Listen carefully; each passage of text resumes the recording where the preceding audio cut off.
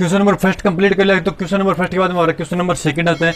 लेकिन question number second में एक अलग ही कॉन्सेप्ट है, जो इस एक्सरसाइज में कहीं हो, सिर्फ उस एक क्वेश्चन के लिए अलग कॉन्सेप्ट है।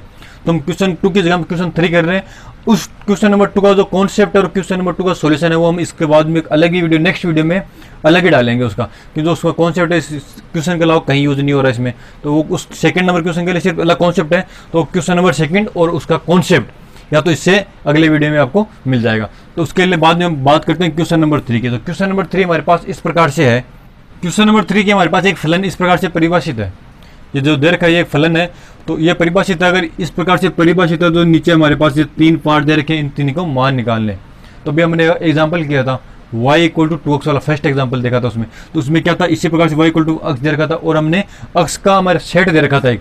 तो अक्ष की वैल्यू पुट करके हमने y के मान निकाल रखे थे। तो हम इसमें बताते हैं कि जो ये शेड दिया हुआ है इसको ऐसे मान लीजिए। तो एक तो अक्ष की फॉर्मूला तो ये आ गया, तो f(x) को हम y मान लेते हैं, y = 2x - 5, या तो ये हो गया। इस प्रकार से मैंने बताया था कि आपको y = 2x - 5 होता है।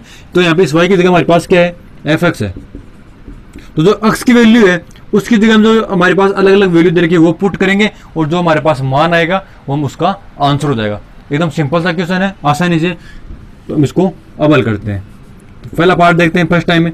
इसमें दे रखा है f(0) का मान हमें ज्ञात करना है। तो पहले f(x) लिखते हैं। f(x) हमारे पास क्या है, 2x - 5 है। तो अक्ष की जगह में क्या f(0) का मान निकालना है। तो क्या होगा, 2 × 0 - 5। तो ये क्या होगा, 0 - 5। तो f(0) का मान क्या आ रहा है, -5। आसान सा सवाल है, कंप्लीट हो गया। उसके बाद में बात करते हैं सेकंड नंबर की। सेकंड क्या है, f(7) का मान निकालना है। तो f(7) का मान निकालने के लिए क्या हमारे पास 2x - 5 है f(x). तो f(7) का मान निकालेंगे तो उसके लिए क्या करेंगे, अक्ष की जगह 7 पुट करेंगे। तो 2 × 7 - 5। तो ये क्या होगा, 7 × 2 = 14, 14 - 5 क्या होगा, मान आया इसका 9। ठीक है, तो ये f(7) का मान हमारे पास सिंपल सा 9 आ गया। अब बात करते हैं थर्ड की। इसी प्रकार ये थर्ड वाला है। तो थर्ड वाले में क्या है, f(x) हमारे पास है 2x - 5 ये दे रखा है। इसमें f की जगह f -3 है। तो x की वैल्यू -3 पुट करेंगे। तो 2 × -3 -5। तो इसको मल्टीप्लाई किया तो क्या आएगा, -6 -5। टोटल वैल्यू क्या है, -11। ये लो, आसान से सवाल थे। फर्स्ट सेकंड और थर्ड कंप्लीट हो गए। तो फर्स्ट सेकंड थर्ड हमारा यही था। तो थर्ड क्वेश्चन भी आसान से कंप्लीट हो गया। क्वेश्चन नंबर 4 हमारा इस प्रकार से है कि इसमें दे रखा है कि क्वेश्चन में फलन T सेल्सियस तापमान को फ़ारेनहाइट तापमान में दिखाता है कि ये फलन है T।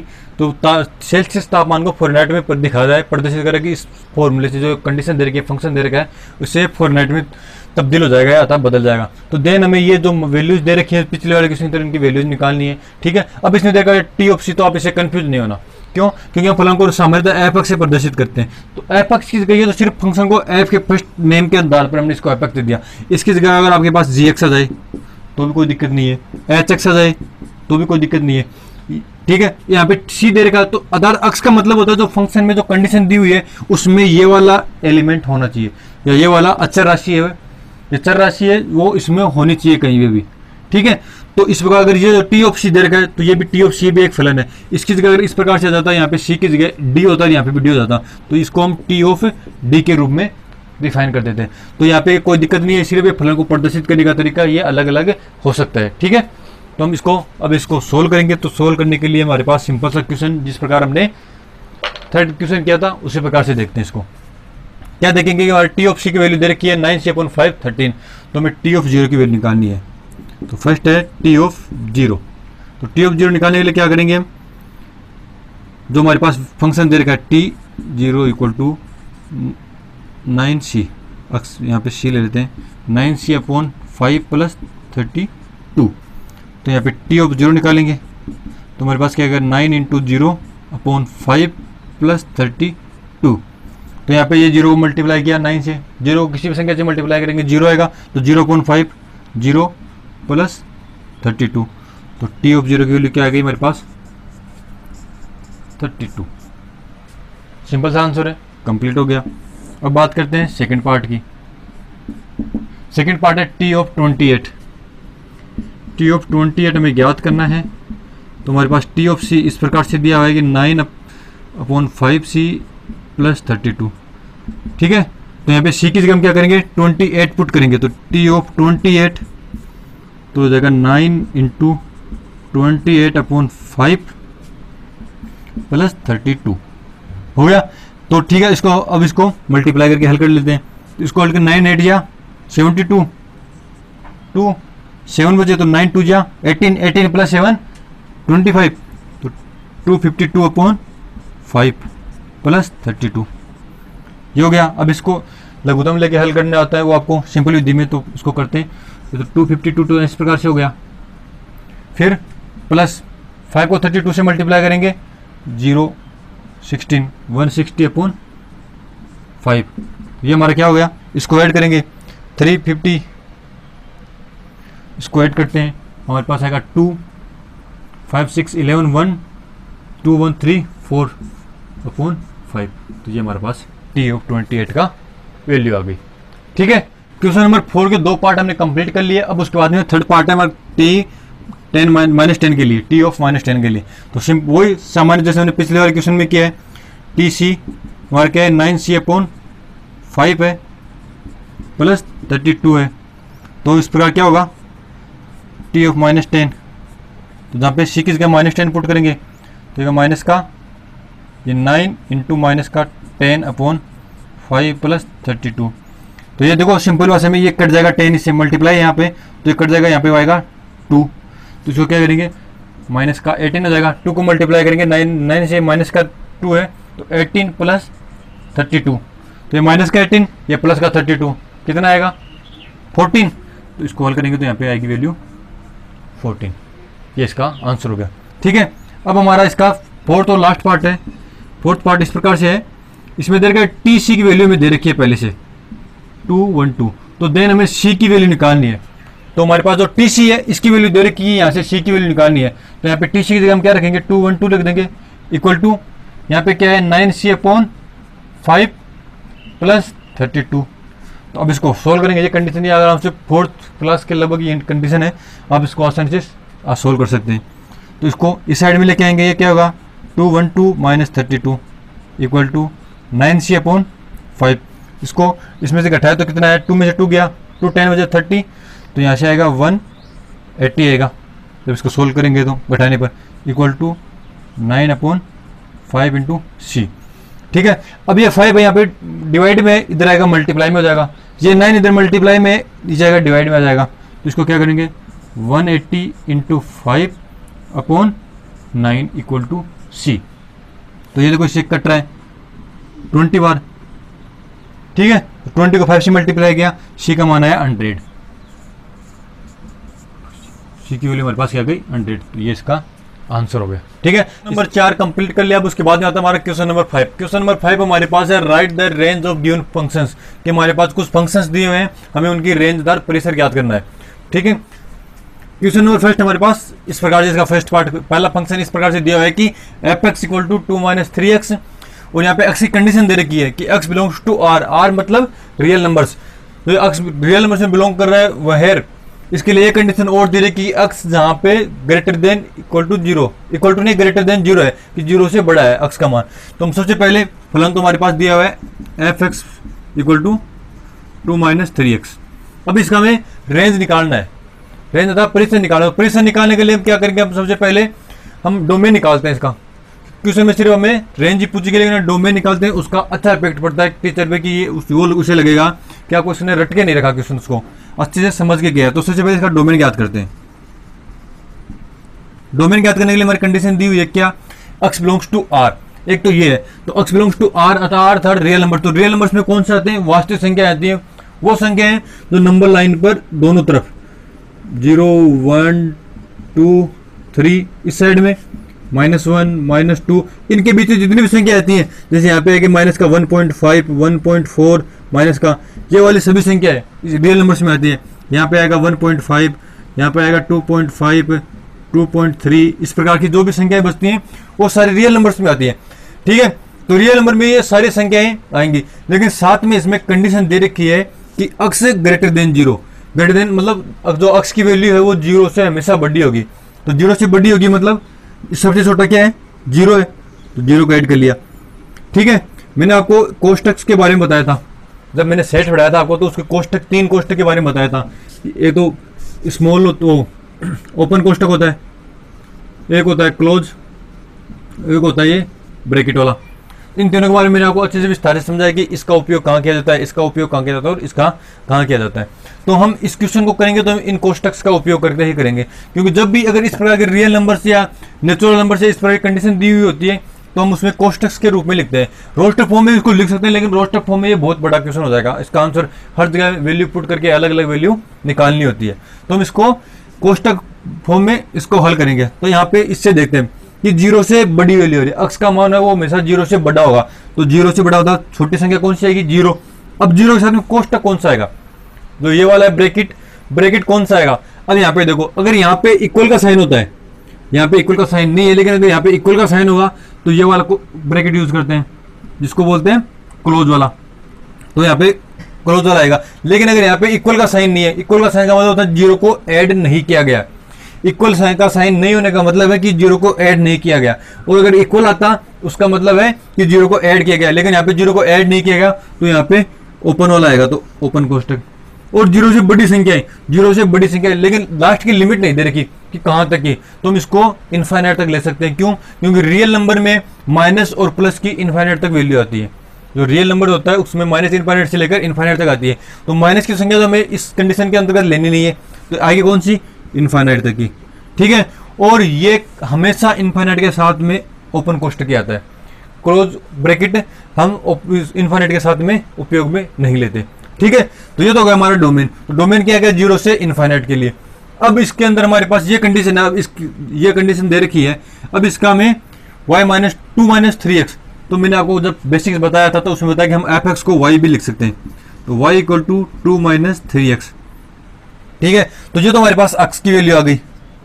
तो अक्स क्या हमारा, मैंने बताया था कि अक्स डोमेन होता है, किस प्रकार से आता है, ये अक्स को y, जो अक्स की वैल्यू होती है वो हमारा डोमेन, जो y की वैल्यू होती है वो रेंज। तो हमारा डोमेन आ गया, अक्स तो आ गया। अब हमें निकालना है y इक्वल टू रेंज निकालनी है। तो उसके लिए क्या करेंगे, उसके लिए हम इस कंडीशन से स्टार्ट करेंगे, क्योंकि जो अक्स ग्रेटर देन 0 हमें कंडीशन दे रखी है, इस कंडीशन से हम 2 माइनस 3x बनाएंगे, और जो कंडीशन जो उसकी वैल्यू आएगी वही हमारी y का मान आ जाएगा, अर्थात रेंज आ जाएगी। तो उसके लिए क्या करेंगे, हम सबसे पहले x greater than equal to greater than 0 लिया, x ग्रेटर देन 0 लिया, तो ये आ गया, ये कंडीशन मैंने यहाँ से ली।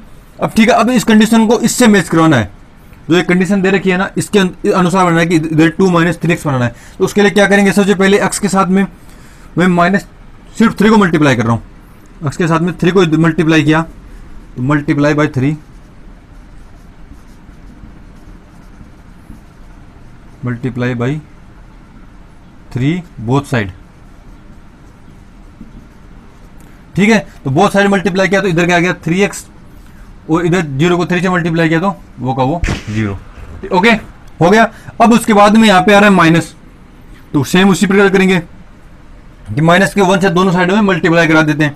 तो एक चीज देखने को, अगर ऐसे माइनस से मल्टीप्लाई कराएंगे, जैसे हमारे पास कोई कंडीशन दे रखा है माइनस एक्स ग्रेटर देन 0 है, या इसको माइनस एक्स ग्रेटर देन 2 कर लेते हैं, इस प्रकार से एक कंडीशन दे रखी है कि x का मान 2 से बड़ा है।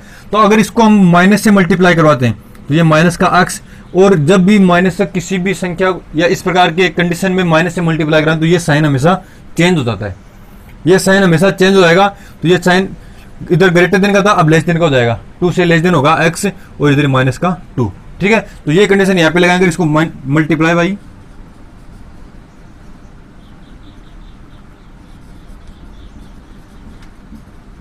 -1 बोथ साइड,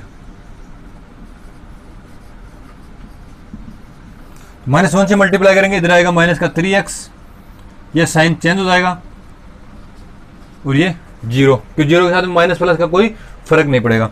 ठीक है, अब उसके बाद में मैंने ये कंडीशन तो आ गया। अब इससे मैच करो, इसमें क्या रहेगा, इसमें 2 और ऐड करना है, तो हम क्या करेंगे, बोथ साइड में 2 ऐड करेंगे। बोथ साइड में अगर 2 ऐड करते हैं तो ये क्या हो जाएगा, माइनस का 3x प्लस 2, ये लेस देन का साइन, और इधर भी 2 ऐड करेंगे, 0 में 2 ऐड करेंगे तो 2 आ जाएगा। ठीक है, ये बन गया। अब इसको हम सही से लिख लेंगे, 2 को आगे लिख लेते हैं, तो 2 माइनस 3x लेस देन 2 के साथ 2 से कम वैल्यू है 2 - 3x की। तो ये हमारा y का मान माना गया क्योंकि y इक्वल टू 2 - 3x था। तो y के लिए हमारे पास कंडीशन आ गई। y के लिए कंडीशन क्या आ गई, y का इसको ऐसे लिख सकते हैं कि y लेस देन 2, कि y का मान है वो 2 से कम है। ठीक है, तो 2 से कम है तो y के लिए कंडीशन सेम दे रखी है कि रियल नंबर्स के लिए हम यूज कर रहे हैं। तो रियल नंबर होता है तो 2 से कम के जितने भी रियल नंबर आएंगे वो सारे आ जाएंगे। तो इसके लिए क्या करेंगे, यहाँ पे 2 है तो 2 से कम आ रहे हैं, हमें जो भी वैल्यू लेनी है वो 2 से कम वाली वैल्यू लेनी है कि 2 से कम। तो इधर वाली वैल्यू कौन सी आएगी, इससे बड़ा हमारे पास क्या हो गया, 2 हो गया। क्यों, क्योंकि 2 से कम लेना है तो बड़ी वैल्यू क्या हो गई, 2 हो गई। अब यहाँ पे अगर इक्वल का साइन होता तो यहाँ पे हम ओपन ब्रैकेट लगाते, क्लोज ब्रैकेट लगाते। अगर यहाँ पे इक्वल होता तो क्लोज होता, अगर इक्वल नहीं है तो यहाँ पे ओपन ब्रैकेट आएगा। ठीक है, ओपन ब्रैकेट हो गया। अब इसके साथ में अब इससे अंतिम वैल्यू क्या आएगी, इसमें कंडीशन क्या आ जाएगी रियल नंबर्स के लिए। तो रियल नंबर में माइनस इन्फिनिट से इन्फिनिट के लिए वैल्यू होती है। अभी मैंने नंबर लाइन करके बताया था आपको कि माइनस इन्फिनिट से लेके इन्फिनिट तक की वैल्यू होती है। तो हमने इसमें 2 से छोटी लेनी है, अर्थात 2 से आगे की 1 0 1 2 3, उसे 2 से आगे की वैल्यू कौन सी होती है पॉजिटिव की, 2 3 4 5 6 से लेकर इन्फिनिट तक की, वो वैल्यू तो लेनी नहीं है हमें। ठीक है, तो इससे इस साइड वाली वैल्यू जो 0 नंबर से इस साइड वाली नेगेटिव वैल्यू आएंगी वो सारी आएंगी। तो यहाँ पे नेगेटिव इसमें क्या आएगा, 0 1 0 -1 -2 इस प्रकार से लेके माइनस इन्फिनिट तक की वैल्यू। तो यहाँ पे क्या आ जाएगा, माइनस का इन्फिनिट। ठीक है, और अब मैंने अभी जस्ट इसी वाले में बताया था कि इन्फिनिट के साथ में हमेशा ओपन ब्रैकेट आता है। तो ये हमारी क्या हो गई, रेंज। ये हमारी रेंज हो गई, ये मैंने डोमेन निकाल लिया। क्वेश्चन में सिर्फ इतना ही पूछा गया था। ठीक है, क्योंकि जब भी हमारे पास क्वेश्चन दिया हुआ हो इसको रोस्टर फॉर्म में ज्ञात नहीं करेंगे। जब भी इस वाले कंडीशन दिया हो, रियल नंबर दिया हो, नेचुरल नंबर दिया हो, अर्थात इंटीजर्स दिए हुए हो, तो हम इसको इसी प्रकार की कंडीशन से सोल्व करेंगे। ये कंडीशन हमारे पास जो कंडीशन दी हुई है अक्स के लिए, उससे आधार पर हम ये कंडीशन बनाएंगे और फिर उससे मान निकालेंगे। तो इसमें हमें आसानी होगी, टीचर को पूरे से पूरे नंबर देने की आशंका रहती है। इससे नंबर कटने की आशंका बिल्कुल कम हो जाती है। जबकि अगर हमने डायरेक्ट इसको क्वेश्चन को वैल्यू रख के भी कर सकते हैं कि 1 का मान रखा तो क्या आएगा, तो ये बहुत बड़ा भी क्वेश्चन हो जाएगा और इसके लिए हम निश्चित नहीं कर पाएंगे। ये कंडीशन इसके लिए बेहतरीन है, बेस्ट है, और इसी का उपयोग करते हुए क्वेश्चन को सोल्व करना है। ठीक है, नंबर 5 का फर्स्ट पार्ट हमने कर लिया। उसके बाद में क्वेश्चन नंबर 5 का सेकंड पार्ट इस प्रकार से है कि इसमें एफ दे रखा है। एफ क्या दे रखा है, एक्स स्क्वायर प्लस 2, और जहाँ पे एक्स के लिए कंडीशन दे रखी है कि x is a real number. X एक वास्तविक संख्या है। ठीक है, रियल नंबर इधर का है, x is a real number. अब इसके लिए हमें कंडीशन को सोल्व करनी है। तो सबसे पहले इसका डोमेन निकालते हैं। डोमेन क्या आएगा कि x equal to real number है, तो इसका डोमेन भी क्या होगा, एक्स के लिए और कोई कंडीशन नहीं दे रखी है। तो जो एक्स वही होता है, जो एक्स की वैल्यू सारी वैल्यू, तो वैल्यू में सारी में एक्स रियल नंबर आएगा। तो इसका डोमेन क्या हो गया, इक्वल टू आर हो गया। ठीक है, तो रियल नंबर। अब उसके बाद में आती है बात रेंज की, कि रेंज कैसे ज्ञात करें। तो रेंज के लिए हम ये कंडीशन लेते हैं, मैंने अभी बताया था इसको y इक्वल टू, पिछले वाले क्वेश्चन इसको एफ एक्स को y, एफ एक्स की जगह हमने y पुट किया और ये कंडीशन ले ली, एक्स स्क्वायर प्लस 2। अब इसको सोल्व करेंगे तो जो वैल्यू आएगी वो हमारी y अर्थात परिसर आएगा, कि जो y का मान होता है वो हमारे पास रेंज अर्थात परिसर ही प्राप्त होता है। तो इस एक्स स्क्वायर के लिए कंडीशन होती है कि जब हमारे पास अगर एक्स रियल नंबर है, एक्स कोई रियल नंबर है, तो रियल नंबर में कौन सी संख्या आती है, माइनस इन्फिनिट से लेकर इन्फिनिट तक की वैल्यू आ रही है। ठीक है, लेकिन यहाँ पे हमें एक्स स्क्वायर दे रखा है, तो एक्स के अंदर तो माइनस और प्लस सारी वैल्यू आएंगी। लेकिन अगर मैंने यहाँ पे स्क्वायर कर लिया तो उसके लिए एक कंडीशन होती है ग्रेटर देन इक्वल टू 0। ये जो एक्स स्क्वायर का मान होता है वो 0 के इक्वल या 0 से बड़ा होगा, हमेशा होगा। क्यों होगा, क्योंकि अगर किसी भी संख्या का स्क्वायर करेंगे वो हमेशा पॉजिटिव ही आएगी। अगर किसी नेगेटिव संख्या का स्क्वायर करेंगे तो भी पॉजिटिव आएगी, और पॉजिटिव का तो पॉजिटिव आना ही है। इसका एग्जाम्पल करके देख लेते हैं। जैसे अगर यहाँ पे मैंने माइनस का 1 लिया एक्स की जगह, इसका स्क्वायर किया तो वो क्या आएगा, 1 आएगा, जो क्या है greater than equal to 0। Equal to तो नहीं है लेकिन ग्रेटर देन तो 0 है ही। ठीक है, अगर यहाँ पे मैंने 0 लिया तो 0 का स्क्वायर क्या है, 0, वो भी क्या है ग्रेटर देन इक्वल टू 0 है। या तो 0 के ग्रेट बड़ा है या 0, तो इक्वल आ रहा है। ठीक है, यहाँ पे मैंने अगर माइनस का 3 लिया, स्क्वायर करेंगे तो क्या आएगा 9, वो भी ग्रेटर देन इक्वल टू 0 है। ठीक है, तो मैंने एक्स स्क्वायर के लिए बोल सकता हूं कि x square greater than 0 always. ये कंडीशन का उपयोग मैं यहाँ पे करूंगा। ठीक है, और अगर प्लस की वैल्यू तो प्लस की वैल्यू तो हमेशा पॉजिटिव ही आएगी। तो रियल नंबर में अगर x square greater than 0 condition में यहाँ पे उपयोग करूंगा। एक्स स्क्वायर मैंने क्यों लिया, क्योंकि हमें एक्स स्क्वायर दिया हुआ है, तो इससे सोल्व करेंगे तो मैं वो कंडीशन यहाँ पे उपयोग में ले सकता हूँ कि x square greater than equal to 0। ठीक है, ये कंडीशन हो गई। ये हमने अपनी तरफ से लिया, इसको ऐड किया। क्यों किया, क्योंकि हमें पता है कि एक्स स्क्वायर का मान greater than equal to always 0 होता है। ठीक है, आगे लेंगे हम एक्स स्क्वायर ग्रेटर देन 0 तो हो गया। अब इसमें क्या करेंगे, इस कंडीशन का +2 ऐड करेंगे। तो हम क्या करेंगे, ऐड टू बोथ साइड। ठीक है, तो 2 को हमने दोनों बोथ साइड में ऐड किया तो ये हो जाएगा x square plus 2 greater than equal to sign ऐसा कैसा, और ये 2। यहाँ पे अगर माइनस के साथ में अगर कोई क्रिया करवाते हैं, संक्रिया ऑपरेशन करवाते हैं, तब ये साइन चेंज होता है, प्लस में ये साइन चेंज नहीं होगा। ठीक है, तो x square plus 2 greater than equal to 2 आ गया। अब हमारे पास ये कंडीशन आ गई। अब इससे हमें इसकी वैल्यू निकालनी है कि जो इसका फॉर्म में निकालना है कि कोष्टक रूप में ब्रैकेट्स के अंदर की इसकी वैल्यू क्या है, कहां से कहां तक इसका मान आएगा। तो यहाँ पे देखो 2 या 2 से बड़ी, 2 या 2 से 2 तो 2 यानी 2 से बड़ी, 2 भी साथ मिलेंगे। यहाँ पे इक्वल का साइन आ रहा है तो 2 तो लेंगे, तो 2 तो आएगा। ठीक है, 2 इक्वल का साइन है तो इक्वल के साइन के साथ हमने क्या किया, क्लोज वाला कोष्टक, क्लोज ब्रैकेट आ गया। अब इसमें 2 से बड़ी वैल्यू आ रही है, 2 से बड़ी वैल्यू, तो 2 से बड़ी वैल्यू कौन सी, 3 4 5 6 7 8 इनफाइनाइट तक, अर्थात प्लस की वैल्यू आ रही है इसमें। तो यहाँ पे मैं प्लस का इनफाइनाइट कर दूं, क्यों, क्योंकि रियल नंबर है। तो रियल नंबर में इनफाइनाइट तो वैल्यू होती है, माइनस की संख्या इस साइन से हमारी माइनस की संख्या सभी कैंसिल हो गए, तो 2 से बड़ी संख्या है वो भी इनफाइनाइट तक। और मैंने बताया था कि इनफाइनाइट के साथ में हमेशा ओपन ब्रैकेट आता है, तो ये हमारी होगी रेंज। डोमेन निकाल लिया, रेंज निकाल ली, ये हमारे क्वेश्चन ने पूछा था। इसकी रेंज आई 2 से इनफाइनाइट, 2 के साथ में क्लोज ब्रैकेट और इनफाइनाइट के साथ में हमेशा ओपन ब्रैकेट आएगा, इनफाइनाइट के साथ में हमेशा, लेकिन 2 के साथ में इस कंडीशन पर आधारित होगा, क्योंकि अगर यहाँ पे इक्वल का साइन है तो क्लोज आएगा, अगर इक्वल का साइन नहीं होगा तो यहाँ पे ओपन ब्रैकेट आएगा। ठीक है, सेकंड पार्ट हमने कंप्लीट कर लिया। अब उसके बाद हमारा थर्ड पार्ट इस प्रकार से है कि f x equal to x, और यहाँ पे x बिलोंग्स टू r, कि जो x है वास्तविक संख्या है। तो ठीक है, तो x के लिए तो हमारे पास कंडीशन आ गई, डोमेन निकाले तो डोमेन तो x की वैल्यू होती है, जो x की वैल्यू होती है वो हमारा डोमेन होगा। तो यहाँ पे डोमेन तो डायरेक्ट क्या गया, r आ गया। ठीक है, अब यहाँ से y की वैल्यू निकालेंगे, y आधार रेंज निकालनी है परिसर, तो रेंज किससे निकालेंगे, y के मान से निकलेगी रेंज। तो हमने y का मान निकाल लिया तो रेंज आ गया हमारे पास। ठीक है, करेंगे जहाँ पे यहाँ पे एफ एक्स है उसकी जगह y पुट कर देंगे, तो y इक्वल टू एक्स आ गया। अब इससे देखो क्या पता चल रहा है कि जो y है वही हमारा अक्ष है। तो अक्ष का मान क्या आ रहा है, यहाँ पे ये अक्ष है हमारे पास, अक्ष जो है उसका रियल नंबर है। तो यहाँ पे अक्ष का मान अगर रियल नंबर आ रहा है तो y का मान भी रियल नंबर आएगा। क्यों आएगा, क्योंकि y इक्वल टू अक्ष आ रहा है। यहाँ पे अक्ष और y दोनों वैल्यू इक्वल है, तो यहाँ पे हम रेंज को डायरेक्ट इससे लिख सकते हैं कि y इक्वल टू आर, तो अर्थात रेंज इक्वल टू